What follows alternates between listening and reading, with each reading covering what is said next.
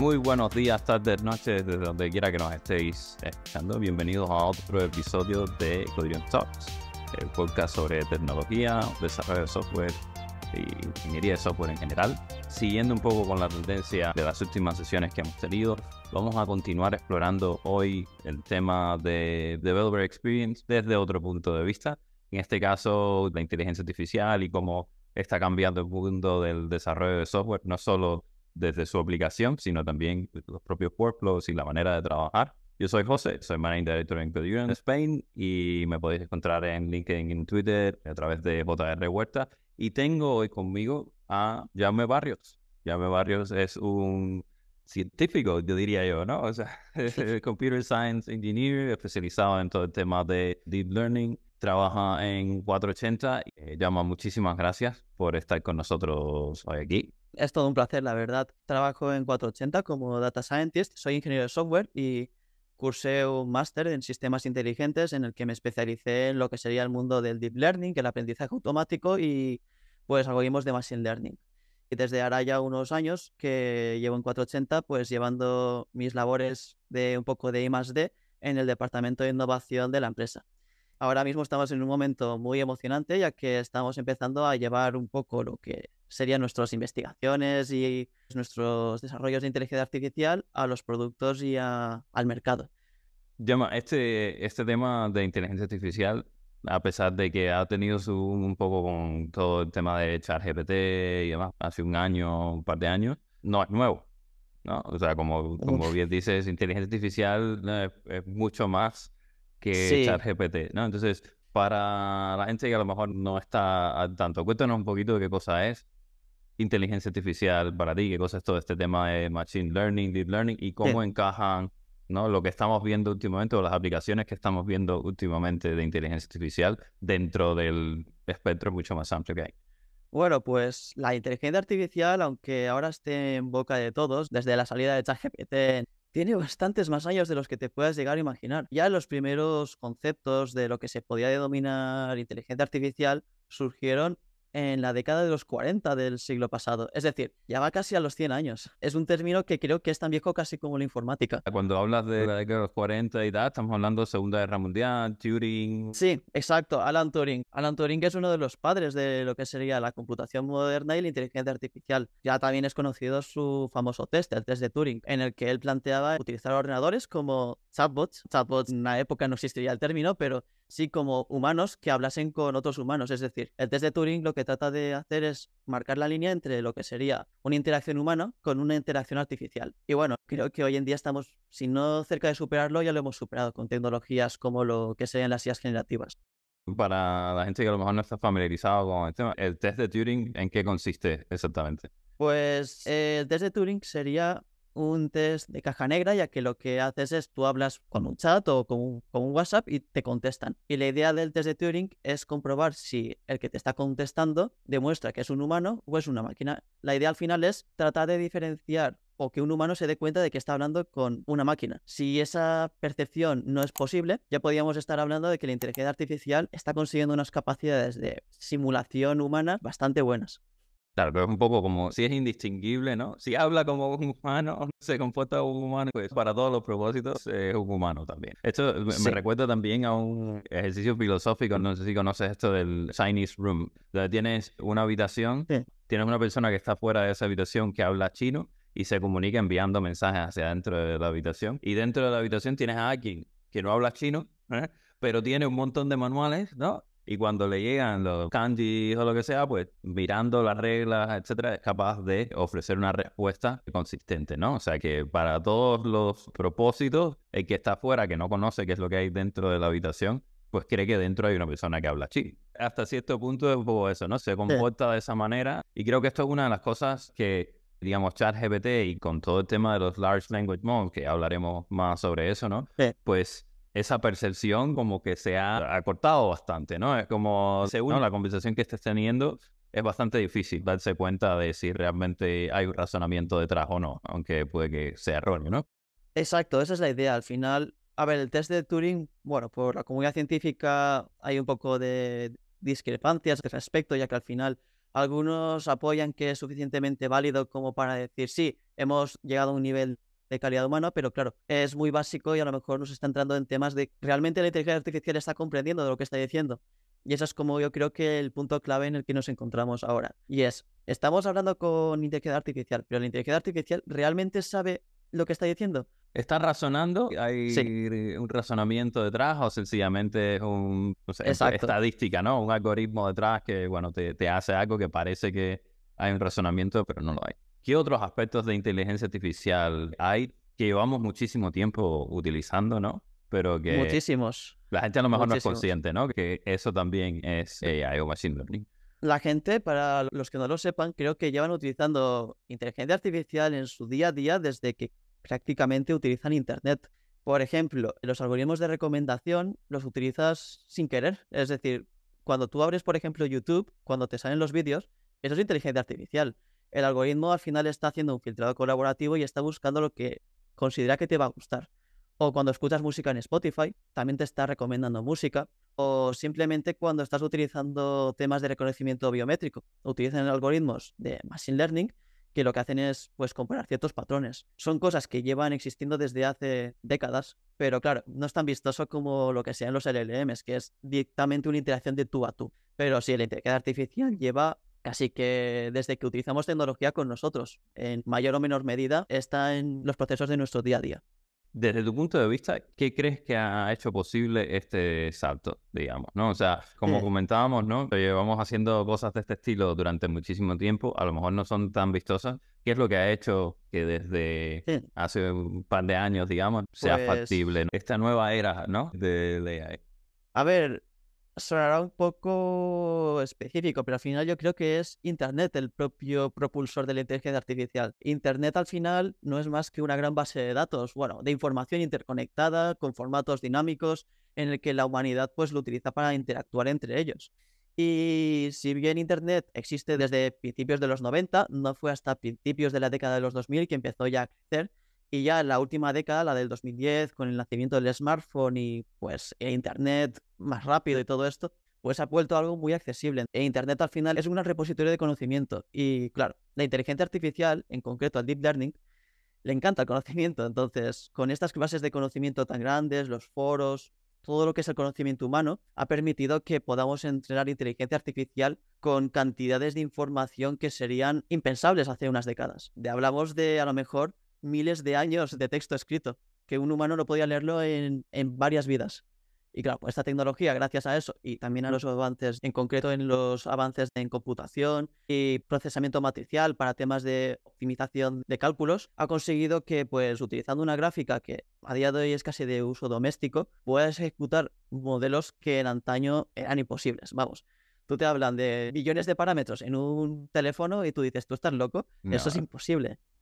Sí, yo agregaría ahí el abaratamiento, ¿no? De esa tecnología, tanto del Claro, espacio como del compute, ¿no? Con todo el tema de los hyperscale y toda esa historia, ¿no? Hace que esté mucho más a la mano, ¿no? Cuando digo mucho más a la literalmente. mano, también es entre comillas, Sí, porque hablaremos de eso, ¿no? Pero entrenar uno de claro. estos modelos desde cero todavía tiene una barrera de entrada de millones de euros o de dólares, ¿no? Según lo que estés haciendo, ya Hmm. tengas la información, ¿no? O sea, necesitas Sí, sí. un volumen muy alto de datos y un volumen muy alto de poder computacional, ¿no? Para poder hacer esto. Sin embargo, está dentro de lo que negocios como AWS o Google o Microsoft, ¿no? Pues pueden permitirse para hacer una inversión, ¿no? O desarrollar en ese sentido, ¿vale? Sí. Bueno, sale ChatGPT, de repente está en boca de todo el mundo. Realmente ha ido mejorando muy, muy, muy rápido. ¿Nos puedes dar una pincelada un poco así de qué es lo que hay detrás de este chatbot,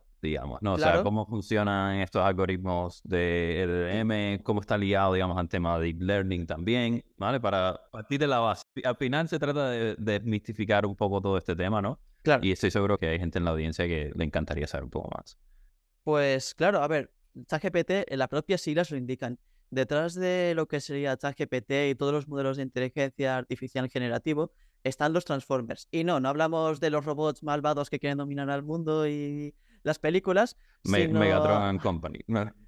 Sí, en realidad está Megatron detrás hablándonos. No, a ver, los Transformers son una tecnología relativamente reciente que nació en el año 2017, si no recuerdo mal, con el paper Attention is All You Need, por parte del equipo de DeepMind de Google. Esta tecnología lo que planteaba era un enfoque disruptivo en el que proponía una inteligencia artificial autorregresiva para traducción de texto, en la que codificaba el texto en español y a lo mejor te salía en inglés. Esa era un poco la idea que había. Tenía un codificador y un decodificador. Sin entrar en detalles técnicos, lo que hacía era, pues, como canalizaba el texto de entrada y luego de forma autorregresiva, es decir, de forma iterativa, iba generando palabra a palabra el texto en otro idioma. Eso prestando atención, que sería el mecanismo en el que cuando tú hablas de algo, un término específico, él como que le añade una cierta importancia a otras partes de la oración que ha mencionado previamente. Entonces, así puede como tener un contexto, como cuando nosotros hablamos con una persona que tratamos de recordar lo que hemos dicho para no repetirnos. Eso fue la primera como versión, los Transformers. Y OpenAI, creo que en el 2018,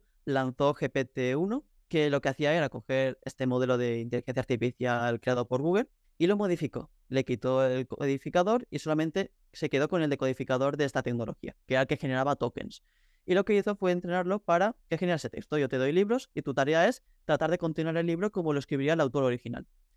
Eso fue con GPT-1, funcionó interesante y generó un GPT-2. Y ahí es cuando vino lo interesante. Una cosa antes de mover a GPT-2, si he entendido bien y también Sí. para clarificar, ¿no? De lo que estamos hablando es, yo te doy una Sí. secuencia, ¿no? De palabras, caracteres, lo que sea. De lo que sea. Token, ¿no? En este caso, lo que sea, ¿vale? Y eso se lo paso a la red, ¿vale? Detrás Sí. de esto hay multilayer neural nets, ¿no? Y entonces, en base a el entrenamiento en que han tenido la red, ¿no? Él me va a decir que outputs, ¿no? Secuencia de caracteres, etcétera, etcétera, es la más probable en base a lo Exacto. que he visto anteriormente, ¿no? Y si ese proceso lo Sí. continúo repitiendo, pues esto es a lo que te refieres con continuar, ¿no? O sea, es como te doy una secuencia y a partir de aquí, ¿cuál es la secuencia que viene después, Va ¿no? tirando hasta el Palabras, infinito. hasta que tú le digas para y se acabó, Sí, ¿correcto? hasta que le digas para o hasta que el propio modelo diga, vale, voy a decir que pare. Y hace un Vale, token que es como break. exacto, no es al final. He hablado, ¿no? He terminado, ¿no? Exacto. Vale, correcto, ok. Sí. Entonces, esa es esa primera versión, digamos, ¿no? De ChatGPT 1, ¿no? Sí. Ahí vas a hablar de la 2. Sí, GPT-2 al final lo dijeron, va muy bien y además los Transformers, por arquitectura, fueron diseñados con la escalabilidad en mente. Es decir, un Transformer, cuanto más cómputo le metas, más grande se va a hacer. Y a diferencia de otras arquitecturas, como bueno, las redes recurrentes, que era lo que se utilizaba anteriormente, esta es escalable hasta el infinito. Bueno, hasta el infinito y hasta tu presupuesto, porque al final depende de cantidad de procesamiento que Claro. tengas en casa. Y claro, pues dijeron, ostras, funciona bien, vamos a meterle más cómputo, a ver qué pasa. Y si le metemos más parámetros, ¿no? Si le metemos más... Vale, Sí, ajá. y ahí pues generaron GPT-2 y ahí empezaron a ver un comportamiento inusual. Es decir, no solamente generaba texto, sino que contemplaron que si, por ejemplo, ponías un bloque de texto y tú le ponías, te lo resumo, es decir, ponía lo que conocemos hoy en día como prompt, Sí, pues la inteligencia artificial lo hacía. Es decir, te hacía un resumen o te lo traducía y ellos decían, ostras, que no le demos entrenado para esto. Tu exacto. único trabajo es generar la siguiente palabra. Entonces, ahí es yo creo que en la mente de, bueno, del fundador de OpenAI, Sam Altman, que le dijo, ostras, esto tiene potencial para algo más. Entonces, para finales de 2019 metieron mucho dinero y crearon GPT-3, que creo que GPT-3 fue disruptivo porque no sé si recordáis Elon Musk en su momento diciendo que, bueno, Elon Musk en aquel momento aún estaba en OpenAI, pues comentando que tenían un modelo que era súper potente, pero que no lo publicaban por miedo de que se utilizase para males fines, como generar spam o hacer suplantación de identidad. Pues en 2019-2020 salió GPT-3, que GPT-3 fue abriéndose con una API cerrada poco a poco al mercado, y ya en 2021 salió GPT-3.5 y ChatGPT. ChatGPT sería como la evolución de esta arquitectura. Hasta ahora simplemente lo que hacían era pues procesamiento General, mejor ¿no? de datos, mejorar sistemas de tokenizado, que al final es tratar de condensar partes de palabras en tokens, no es letra a letra, sino que al final va por palabras o por secuencias Sí, repetidas. ok. Y bueno, mejorando el proceso, y en el 2021 es cuando lanzaron ChatGPT. Y ChatGPT, por así decirlo, lo que hicieron es, vale, eres capaz de generar texto y simular conversaciones, porque claro, tu trabajo es analizar texto y generar continuaciones. Y tú has visto conversaciones. Pues vamos a darle el siguiente nivel. Vamos a hacer lo que se conoce como reinforcement learning, que en español sería aprendizaje por refuerzo, y consiste en Pues nosotros tenemos un algoritmo que hace unas tareas y nosotros les vamos dando una puntuación positiva o una puntuación negativa, para que así pues como que se vaya ajustando. Ujú. Pues ellos, siguiendo ese enfoque, lo que hicieron es vamos a darte conversaciones, es decir, tú eres un modelo que genera texto. Y si la conversación la haces con sentido y la contestas bien, punto positivo. Y si lo haces mal, punto negativo. Y eso lo hicieron con humanos. Creo que contrataron Claro. a 1000 personas o una barbaridad, las pusieron ahí a trabajar durante unos meses, a chatear con GPT 3.5 o GPT 3, si no recuerdo mal, y lo fueron fine-tuneando, fueron ajustándolo para tener una versión de GPT que es la versión de chat. Esa versión de chat ya tenía una diferencia de la base, que es que era un experto en hablar como un humano, o tratar de hablar como un humano, como un asistente en concreto. Sí, este formato de pregunta-respuesta, ¿no? O prompt, respuesta Exacto. pronta. Ahora todavía lo tiene, ¿no? Pero Sí. originalmente el foco estaba sobre todo en que le diese feedback, ¿no? En Sí. cuanto a la respuesta, ¿no? De hecho, cuando tú vas a ChatGPT y tal, abajo de todo, aparte de poder copiar la conversación y todas estas historias, pues tiene un thumbs up y un thumbs down para que Exacto. un poco puedas dar ese refuerzo, ¿no? Que está... Y esto creo que es una idea bastante inteligente porque de alguna manera lo que hacen es crowdsourcing de los miles de Sí. datos que necesitan para poder hacer algo como esto, ¿no? Al final, cuando hablamos Claro. de mayores número de parámetros y demás, también estamos hablando de muchísimos más datos para lograr entrenar, ¿no? A un nivel aceptable, digamos, ¿no? A una escala macro, sí. Al final, ChatGPT tiene una cantidad de usuarios que creo que llegó a estar casi a la par con TikTok, y eso no es poco, la verdad. Y en muy poco tiempo, además, ¿eh? O sea, En hubo un meses. momento en que te dijeron, bueno, espérate, tenemos que empezar a, Eh, a cerrar esto. Y llegó, creo que a 1 millón de usuarios activos más, o más, algo así más. en nada. Y entonces, a partir de aquí, pues, ha habido otras evoluciones con respecto a esto, ¿verdad? O sea, cuéntanos un poquitico. Sí, Obviamente, al publicar esto, independientemente de que sí. la arquitectura detrás de los modelos de OpenAI tiene un ancestro común, pero no es pública, ¿no? O sea, todo lo que pasa Sí, por detrás ya no están open. ya no es tan open, ¿vale? Sí que en base a esta información, pues enseguida, pues Google, AWS, incluso investigadores más del lado académico, lo que sea, pues han empezado a entrenar sus propios modelos y ponerlos accesibles. Entonces esto ha generado una Sí, aceleración, diría yo. O sea, ya no es el tipo de cosas donde tienes a sí. una empresa que es la única que está invirtiendo, sino que de repente todo el mundo empieza a invertir en un campo donde hay mucho por hacer, ¿no? Exacto, sí, ahora es una locura lo que ha pasado, y es que ChatGPT al final ha sido un boom, porque ellos han entrado un modelo que es muy bueno haciendo conversaciones. Y claro, la comunidad open source y también las empresas privadas han dicho, ostras, esto tiene mucho potencial. En el caso de Google, por ejemplo, también se vieron incluso amenazados de que les podían llegar a quitar parte del mercado, porque al final ChatGPT, dando respuestas, muchas veces es mucho más cómodo que buscando en Google. Esto es otra cosa Mm. interesante, que es que al tener un número tan grande, estamos hablando de billones Sí, de parámetros, ¿no? Dentro de la red y demás, resulta que de alguna manera lo que va pasando es que esta red codifica internamente sí, conceptos. es como una super base de datos. Exacto. Entonces, de alguna manera se convierte un poco una compresión, ¿no? De una base de conocimiento hasta cierto punto, ¿no? Entonces, Sí, claro, no tiene que hacer búsquedas, no tiene que indexar, lo tiene todo ahí, pero tiene su downside también, ¿no? sí, Primero, es una compresión, con lo cual no es buscando las... perfecto. Exacto, si estás buscando los detalles y tal, pues eso seguramente a lo mejor no lo encuentras. Y luego, por otro lado, la base de conocimiento con la que se ha entrenado llega hasta un punto, lo que llaman cutoff point, ¿no? Entonces, Sí, por ejemplo, si le preguntas a ChatGPT sobre cosas que no, que han pasado sí, después de la fecha en la que fue entrenado, por ejemplo, no te sabe decir, te sí, responde con exacto. información a lo mejor que está desactualizada o cosas de este estilo, que más o menos es una de las limitaciones, ¿no? Entonces, en este punto, pues, la gente ha empezado a buscar maneras de conectar esos modelos con el mundo exterior, ¿no? De alguna manera para hacer que sean más Exacto. efectivos, ¿no? A la hora de funcionar. A día de hoy sí que ese problema está más solventado con lo que sería la tecnología RAG. Al final lo que hace es que cuando tú hablas con el modelo, pues lo combinas o con búsquedas, una base de datos o a un navegador o a un origen externo, y lo combina Sí. con lo que tú hablas. Y sí, eso sería un poco lo que hace. Creo que ahora mismo ChatGPT utiliza Bing por debajo para contestar tus preguntas si no sabe lo que hay. Hay otro tema también, ¿no? O sea, ese es uno, ¿no? Tener información nueva que pueda agregar, digamos, a su contexto a la hora de darte una respuesta, ¿no? Y es un poco en lo que estaba basado Copilot cuando introdujeron lo de Office 360, ¿no? Aquello de, tendrá toda la información de tus documentos y le podrás preguntar. Claro, por detrás lo que hace es pues, buscar qué documento se lo paso al modelo para que pueda tener un poco más de contexto e información a la hora de responderte. Y entonces, a partir de ahí, pues, ¿no? Continuamos. Pero hay otra parte también, ¿no? Que creo que la gente a lo mejor no entiende que no es solo el modelo, sino que el modelo está funcionando con otras cosas y es el tema de la memoria, ¿no? Cuando Sí. tú le haces una pregunta al modelo, el tipo te responde, ¿vale? Pero la siguiente no tiene ningún tipo de memoria con respecto a qué fue lo que le dijiste. O le vuelves a pasar toda la conversación, ¿no? Sí. O se pierde, ¿no? Y eso es algo, por ejemplo, que al principio cuando estabas trabajando con ChatGPT también veías mucho, ¿no? Que empezabas a hablar y cuando ya llevaba mucho tiempo se empezaba a perder de cosas que le habías dicho antes, te las volvías a repetir, te cambiaba de historia, ¿no? Entonces, esta parte de tener esa consistencia, ¿no? Esa memoria o accesible al propio modelo también es otra parte de la evolución, ¿no? Exacto. Sí, al final, modelos de inteligencia artificial, como comentas, solamente saben lo que han sido entrenados. Y tampoco los puedes tomar como una fuente de información fiable, porque al final los modelos estos son modelos estadísticos y siempre van a decir lo más probable. Eso hace que muchas veces se inventen información, lo que se denomina en el mundo de la inteligencia artificial alucinaciones.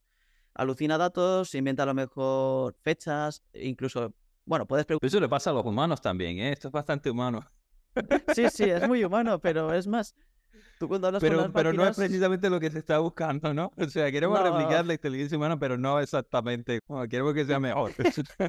si queremos que por lo menos no tenga problemas de memoria y sobre todo que se invente la historia a mitad o que cambie el contexto, porque sobre todo en temas como derecho o cosas más serias, tú no quieres que se invente una ley. Claro. Ha pasado, hay casos de abogados que han utilizado ChatGPT para que les ayudase con el tema de la jurisprudencia y han terminado perdiendo su licencia por ello, porque el ChatGPT se inventó leyes a su Referencias gusto. y cosas de estas y no las verificaron y entonces, ¿no? Exacto. No es como Claro. un Google, porque el problema es eso, que tú a lo mejor lo asocias con buscadores clásicos, que los buscadores sí que indexan información de una base de datos. Ujú. Y claro, no es lo mismo. Y eso tiene que estar claro. Por eso, ahora con la tecnología que son los RAG, que es lo que comentas, lo que se consigue es hacer un indexado de la memoria de la conversación y de la memoria de contexto. Es decir, por ejemplo, si es una empresa, pues a lo mejor puedes tener la documentación de la empresa o el conocimiento de una base de datos. Entonces Correcto. tú, conforme vas hablando, tú tienes lo que se denominan agentes, que es pues inteligencia artificial que no solamente genera texto, sino que toma ciertas decisiones, como voy a buscar en Google, voy a buscar en la base de datos. Y entre medias de tu conversación van haciendo cosas extra para que el modelo que está contestándote Ujú. sepa qué tiene que decirte, porque si no es el modelo, ya te digo yo que no lo vas a ver. Y lo más seguro es o que se lo invente o en el mejor de los casos te diga, lo siento, no lo sé. Ya. Y eso. Cuando hablamos, tú acababas de dar, creo que fue hace unos 3 meses o así, una charla en el Tech Fest, ¿no? Sí, Precisamente sobre cómo dentro de las cosas que estáis haciendo internamente en Research and Development y tal, esta vez aplicando, digamos, estos modelos a lo que sería sí. la generación de test, ¿no? Que es algo que usaba mucho Eh, también, ¿no? De manera automática, semiautomática, vamos a ponerlo así. Necesita proceso de verificación y demás, es por eso que lo estoy diciendo, sí. ¿vale? No es que no tenga, pero bueno, tiene que validarse, ¿vale? Y esto es algo, uno, que me llamó bastante la atención porque es un caso que creo que a mucha gente le sería útil, ¿no? Muchas veces la excusa que la gente pone para no testear las cosas es no tengo tiempo, ¿no? Para hacer esos test. Muy típico.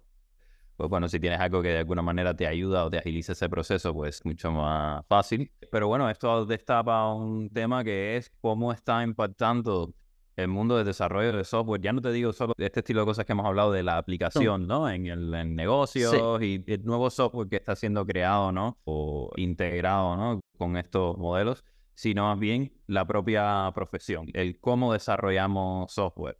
Entonces, vamos a empezar por el principio. ¿Cuáles son algunas de las maneras, ¿no? En las que has visto, aparte, por ejemplo, de esta generación de sí. test y tal, en las que has visto que este salto, ¿no? Cualitativo con el tema de los LLMs, incluso otra computación en Sí. general, está afectando la ingeniería de software, digamos, ¿no? La forma en la que desarrollamos software en el día a día. Bueno, la pregunta es bastante ambiciosa porque al final abarca muchos aspectos, pero el software es texto. Al final, cuando escribimos código, estamos escribiendo texto y la inteligencia artificial es capaz de generar texto. Como es obvio, pues se puede intuir que un generador de texto, al igual que puede hablar contigo como una conversación, pues también podría escribir código. Y eso es lo que está haciendo, por ejemplo, modelos como el que utiliza Copilot, que es un modelo que está especializado en generación de texto. La inteligencia artificial generativa, yo personalmente creo que es como si fueras un desarrollador y te pusieran un chute de cafeína por 10. Al final tú sigues desarrollando porque al final tú tienes el conocimiento específico, es decir, tú sabes lo que quieres hacer, tu objetivo, cosa que la inteligencia artificial, como hemos visto, es tonta, es al final es un modelo predictivo. Y la inteligencia artificial tú la tienes ahí como un apoyo. Te puede ayudar, por ejemplo, a escribir código. He puesto el ejemplo de Copilot porque creo que es como el primer ejemplo de producto de inteligencia artificial llevado a Sí, las una de las masas. primeras aplicaciones, digamos, directas al tema de desarrollo, ¿no? Y para los que no conozcáis, lo que hace es eso, en su nombre lo indica, es un copiloto de programación. Hoy en día casi todo el mundo gasta el autocompletado, pues Copilot es el autocompletado un poco más. Tú vas escribiendo y a lo mejor escribes, pues, test A. Y a lo mejor mientras estás escribiendo el test A, de repente abajo te sale test B, porque ha inferido que si tú estás probando un caso específico, pues te autocompleta el siguiente. Yo a veces cuando gasto esos tipos de tecnologías siento que me está leyendo la mente, porque al final es como que cuando tú estás haciendo un código, tú escribes el código, escribes los comentarios, documentas un poco el método y a lo mejor con ese contexto ya el propio modelo generativo sabe lo que tú quieres y a partir de ahí te va guiando, te va llevando por donde tú quieres. Y tú ya como programador vas determinando si el autocompletado es bueno o lo ignoras y sigues escribiendo.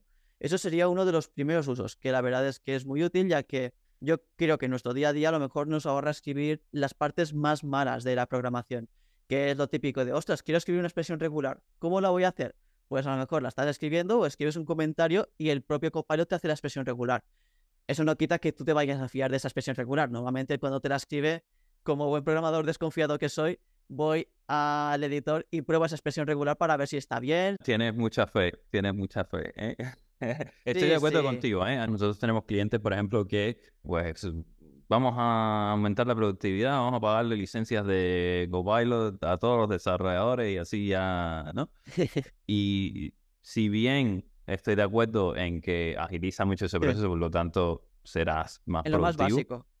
creo que hace falta un nivel para poder discernir muchas veces si lo que te está proponiendo tiene sentido, si Claro. no, si es una buena práctica, si no, etcétera. Al final esto está entrenado con muchísimo código. ¿Cuánto código bueno crees que hay en Internet? Vamos a ponerlo así, ¿no? O Pues sea, hay muchísimo más código malo, ¿vale? Que código bueno. Entonces, mm, esos biases también están dentro del entrenamiento, ¿no? Entonces, exacto. yo creo que una cosa que la gente pierde de vista, ¿no? Es la idea de que si tienes buenos programadores serán mucho más productivos haciendo cosas buenas. Si no tienes buenos programadores, pues serán mucho más productivos también, ¿no? Pero a lo mejor no es la dirección en la que estás buscando. Sí, Sin embargo, es un buen punto de partida, ¿no? En ese sentido. exacto, sí. Al final el Copilot es eso, te ayuda, pero tú en ningún momento como desarrollador vas a decir al Copilot, sí, tú programa por mí, tú ve haciendo código, muy bien, siguiente línea, siguiente. No, nunca voy a hacer eso porque es que acierta una de cada tres. Pero claro, Claro. esa una que acierta, pues ya te ahorra escribirla, entonces de ahí viene la mejora. Y bueno, es una tecnología que aún está, personalmente creo que está verde, y eso que dicen de, ostras, nos va a quitar el trabajo, dudo mucho que lo haga a corto plazo. Está bastante lejos. Desde luego, no en el formato Copilot, vamos a ponerlo No, así. no, Otro tema, a lo mejor por ahí ir introduciendo otros temas, ¿no? Esto del tema de la agentificación que comentabas antes, ¿no? Donde tienes modelos con un rol específico, ¿no? Por ejemplo, tú vas a ser sí, el road manager, ¿no? No sé si recuerdas el paper este de MIT, donde sí, simulaban a través de LLMs los distintos roles dentro de una sí, sí, agencia de desarrollo de software, y entonces le dabas un prompt que era, por ejemplo, construirme un Sudoku, ¿no? Y entonces había un AI que era el Project Manager, había otro que era el sí. Product Manager, otro que era el Tester, el otro que era el desarrollador, el otro que tal, y entonces entre ellos, colaborando, chequeándose los unos a los Sure. otros, dándose feedback y tal, pues terminaban escribiéndote el Sudoku o el Snake o el jueguito de turno, ¿no? Claro, son casos como muy básicos, ¿vale? Sí, muy Donde comunes. dentro de su set de Mm. entrenamiento seguramente había código de ese estilo, ¿no? Pero sí que ilustra de alguna manera el potencial que tiene la agentificación, esta idea de tener LLMs que actúen como un soporte igual que Copilot, con una función concreta, ¿no? Que es otro tema que también se ha visto en papers, ¿no? Que cuando tú le dices, eres un, no sé, consultor de IT, ¿no? Eres un tester o eres un tal, la performance en one shot del modelo funciona muchísimo mejor, ¿no? Que cuando no le das ese contexto, digamos. ¿Qué te parece esto? ¿Cómo lo ves? Yo opino que los agentes son, bueno, sería la expresión máxima del comportamiento este que comentaba de hacerme un resumen. Es como, ya no es que simplemente me haces un resumen, sino que ahora vas a actuar como un humano y vas a hablar con otros humanos que son en realidad inteligencias artificiales que actúan como humanos. Entonces, al final eso es como darle a un botón y que ya el sistema haga las cosas por ti. Sí que es cierto que, no sé si has llegado a probarlo, en GitHub creo que hay varias implementaciones de este paper que te permiten pues testearlo. Ujú. Y aunque funciona, es decir, sí que hace cosas básicas, cuando empiezas a pedirle ya un poco algo más específico o algo más realista, ahí es donde ya pues como que cojea bastante, porque no llega a hacer código de calidad, se termina a veces enganchando en bucles infinitos de, ostras, está mal, me corrijo. Todo lo que es el task planning y la parte de planner, ¿no? De hecho, esto es algo Sí, que es una de las cosas en las que está trabajando OpenAI y demás, que es el tema de, ok, sí, te doy un objetivo y descompongo ese objetivo en subobjetivos. Pues sí, cuando tú le dices a ChatGPT, haz ese trabajo, ¿no? De descomponer, aunque lo que te está dando parece que tiene sentido, no siempre es, exacto. entra en bucles, hay veces que no O el plan sabes, falla. entonces no funciona muy bien. Y esto es otro tema también que la gente cree que los LLM van a resolver. O sea, el hecho de que funcione bien para tareas en las cuales no lo has entrenado, no Mm, significa que deberías usar eso porque a lo mejor hay cosas mejores, ¿no? O sea, exacto, es la el, idea, ¿no? el Entonces, propio OpenAI lo dice. correcto. Mm. Sí, ahí a lo mejor lo Sí, que comentas sería, no es que sea perfecto para hacer tareas complejas, pero eso no quita que no sea inútil. Quiere decir, para tareas claro. como filtrado de información o análisis y resumen de grandes cantidades de texto, es perfecto, porque es una tarea que para un humano creo que es muy repetitiva y aburrida, pero para Mm. estos LLMs, que es al final repetitivo y aburrido, es perfecto, porque es decir, no hay cosa que haga que se salga de su diagrama de planning que comentas. Es decir, su planning que es más fijo. Ahí podría ser, por ejemplo, agentes que he visto interesantes, pues a lo mejor aplicándolo a temas de videojuegos, donde aunque falle no importa, pues podrías hacer planning de flujos de comportamiento para simular comportamiento de una sociedad o un grupo de NPCs de un videojuego. También podría ser útil dentro de las empresas para temas de validación de ciertos procesos, por ejemplo, pues el típico proceso de project management, pues que la inteligencia artificial o la gente valide esos pasos y que incluso haga pull request y valide esas pull requests, que creo que eso es lo que está metiendo hace poco en alfa Copilot. No sé si lo conocías. Bueno, lo de que te revise las pull requests y te pueda hacer sumarios y críticas sobre el tema. Exacto. Sí, sí, lo conocía. De hecho, lo están introduciendo ahora, pero de nuevo, como ha habido tanto boom, ha Sí. habido mucha gente que ha identificado ese problema y ha sacado aplicaciones específicas para eso. Pero sí, es una opción. Incluso el hecho, por ejemplo, de entender mejor un code base, ¿no? Nosotros, por ejemplo, hacemos muchísima modernización. Claro, cuando llegas a un software legacy, no conoces a lo mejor el dominio o no conoces tal, pues te puede ayudar un poco a darle sentido, ¿no? A entender un poco mejor cómo funciona ese code base. No quiere decir que sea perfecto tampoco, ¿no? Pero Exacto. te puedes familiarizar al menos con algunas de las estructuras principales. Porque realmente, por ejemplo, cuando desarrollamos, hay una parte relativamente pequeña, te diría, de nuestro tiempo que va dedicada a escribir código, ¿no? La mayor Sí. parte del tiempo va a pensar y va a entender código. O sea, es en Sí, plan mirar lo que ya hay, pensar cómo solucionar el problema y luego entonces viene la implementación, ¿no? Entonces, de alguna manera te puede acelerar también esos aspectos, ¿no? sí, En lo que estás haciendo. Pero el tema de los agentes, como para volver un poco a lo que estábamos hablando, es algo sí. que yo creo que tiene muchísimo futuro en ese sentido, ¿no?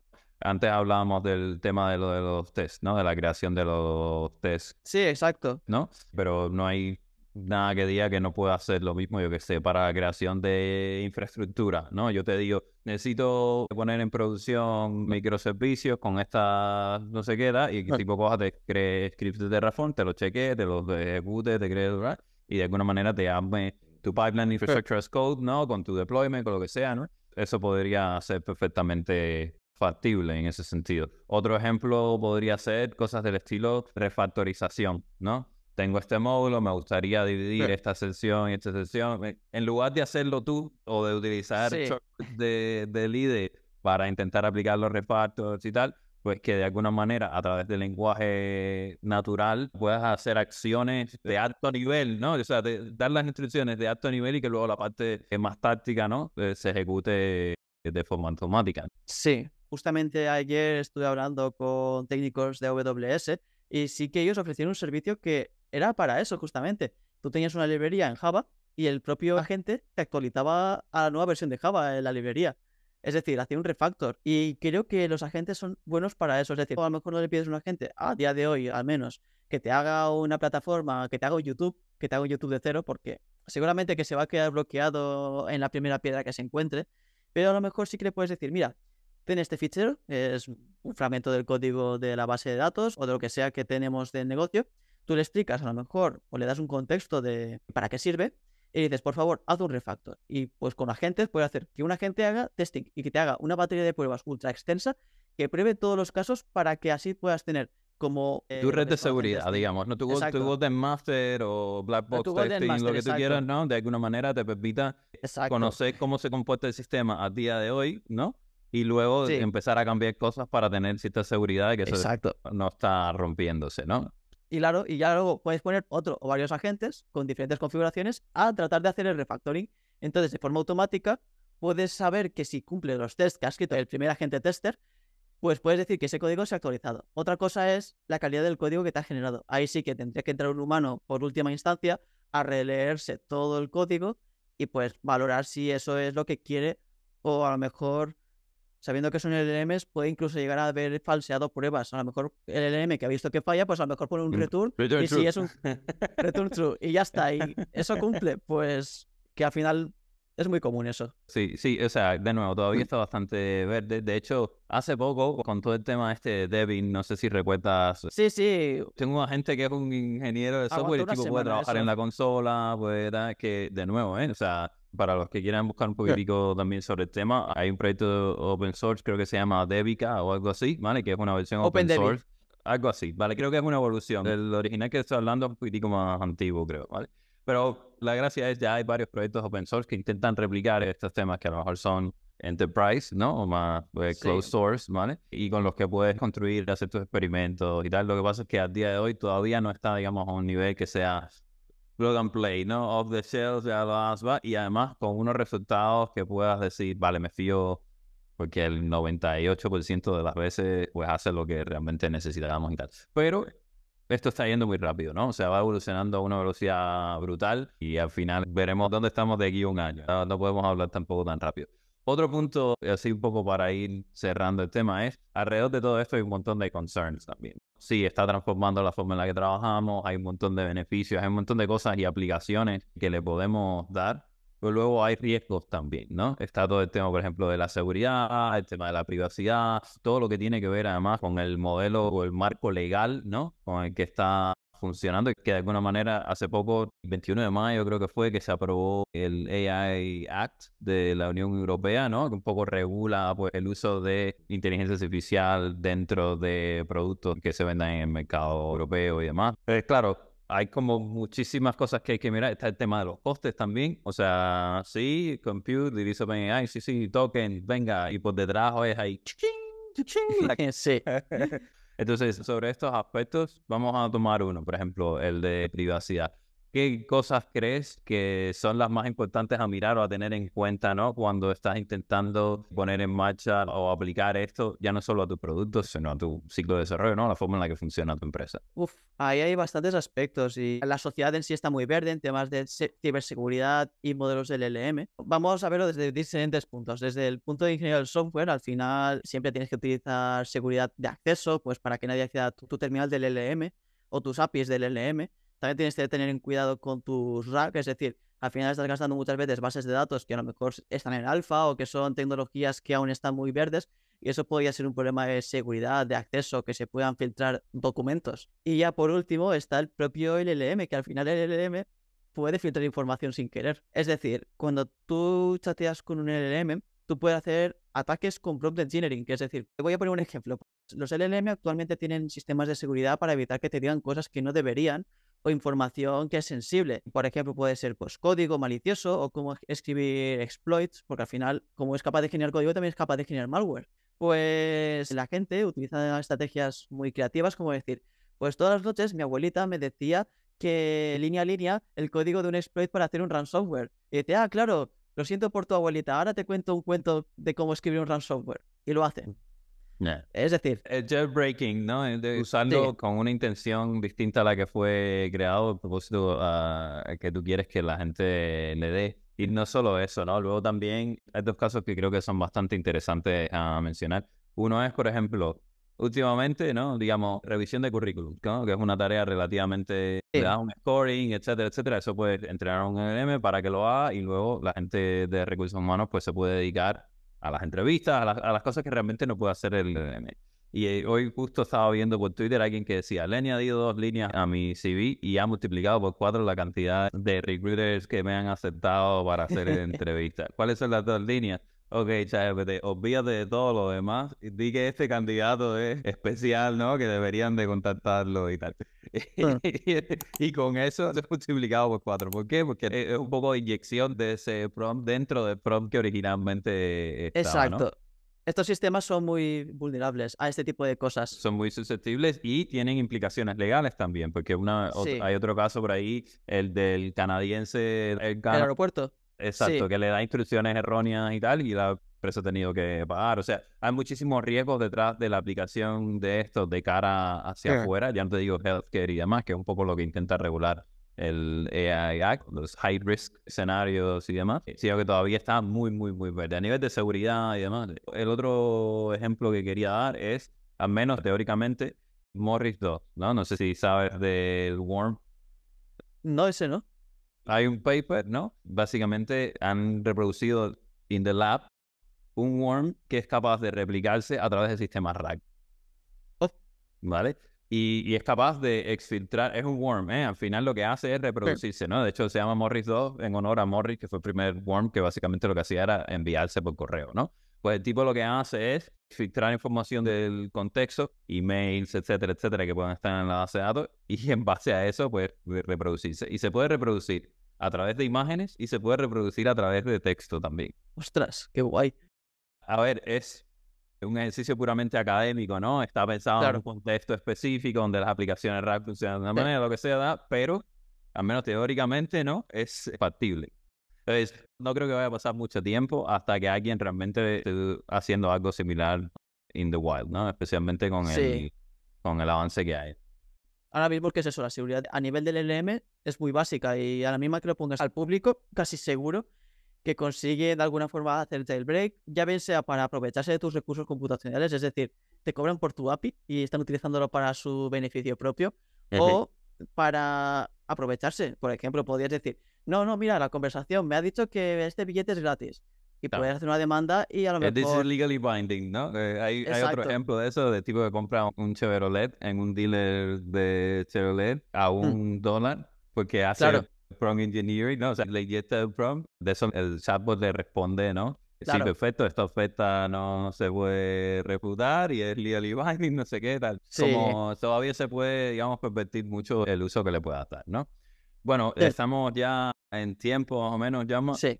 es un tema súper apasionante. A mí me encanta, o sea, está transformando la forma en la que trabajan nuestros clientes y la forma en la que se hacen los negocios y demás, y está transformando la forma en la que nosotros producimos software, nos relacionamos con la gente y demás, ¿no? Creo que es un punto, tipping points, ¿no? Dentro de la historia, yo Sí, creo, del computer engineering, ¿no? Pues es uno de esos momentos clave y mola mucho ver cómo está ocurriendo, ¿no? Es un poco como la invención de Internet. sí, es Claro. la era dorada. Al final yo creo que esto es como cuando la invención del smartphone o internet. Yo creo que de aquí 10 años hablaremos con robots en casa. Seguramente, seguramente. Hay muchísimas otras cosas que podríamos tocar. A lo mejor, si hay interés o lo que sea, pues podríamos hacer otra sesión más. A modo así un poco de cierre, ¿qué le recomendarías a alguien que quiere un poco empezar a adentrarse en este tema o incluso a aplicarlo dentro de su workflow de trabajo y demás? O sea, ¿por dónde crees que deberían a lo mejor empezar o qué recursos deberían de mirar?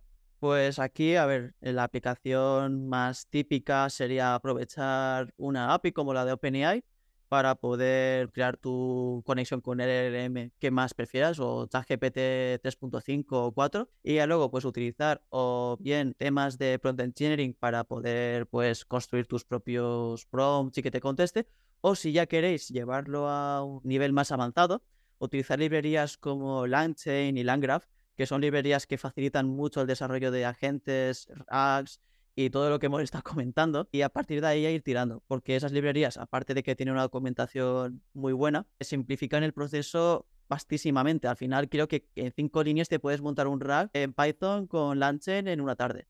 Y no requiere nada de conocimientos técnicos, y simplemente con que sepáis de conocimientos de APIs y desarrollo de software, podéis desarrollar vuestras propias aplicaciones de forma muy sencilla. Y sobre el tema de Deep Learning y demás, que ya de por sí es un mundo, ¿no? Pero en particular Sí. todo este tema de los Transformers y demás, ¿tienes alguna recomendación? Ahí a lo mejor no es tan simple como en una tarde aprender todo esto. Aprender temas de Machine Learning y Deep Learning, pues ahí hay diferentes recursos. Ahora mismo no viene el nombre exacto, pero sí que sé que hay de Andrew Ng y eso hay varias formaciones que hacen Udemy para aprender temas de Machine Learning y Deep Learning.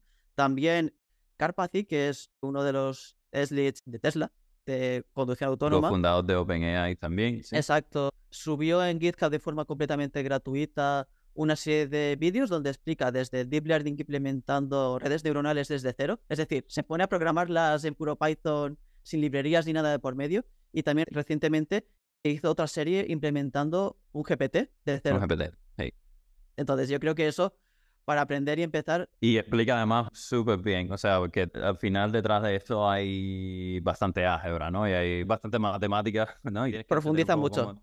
Pero es capaz de darte la intuición y el detalle, ¿no? De manera que Sí. incluso si no tienes una base muy fuerte, ¿no? Pues así todo puedes entender lo que está ocurriendo por detrás y demás. Y utiliza de las librerías que se usan bastante como PyTorch y demás, ¿no? Que de alguna manera te dan visibilidad también sobre cómo implementar eso realmente. Si vas a ir a producción, qué tipo de cosas, funciones de loss, etcétera. O sea, Sí, explica toda la teoría aplicada, ¿no? Que eso está muy bien. exacto.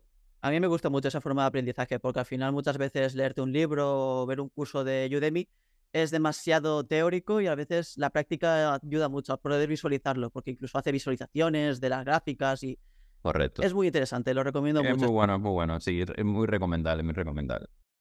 Bueno, pues muchísimas gracias, Chama, por estar aquí con nosotros. Para los que este es vuestro primer episodio, pues bienvenidos, ¿vale? Pero veros más por aquí. Tenemos otros episodios atacando temas similares. También hemos puesto una charla en nuestro canal en YouTube, seguirnos en Twitter, etcétera, etcétera. Muchísimas gracias, Chama, de nuevo por estar aquí. A vosotros. Si la gente te quiere contactar por Twitter, LinkedIn y tal, ¿dónde te pueden encontrar? Por LinkedIn, Jaume Barrios, todo minúsculas. No hay muchos Jaume Barrios en España que yo sepa. Y Twitter, J Barrios. Vale, perfecto, perfecto. Muchísimas gracias y hasta la próxima. Hasta la próxima. Te esperamos en nuestro próximo Codurance Talks. Más información en www.codurance.com.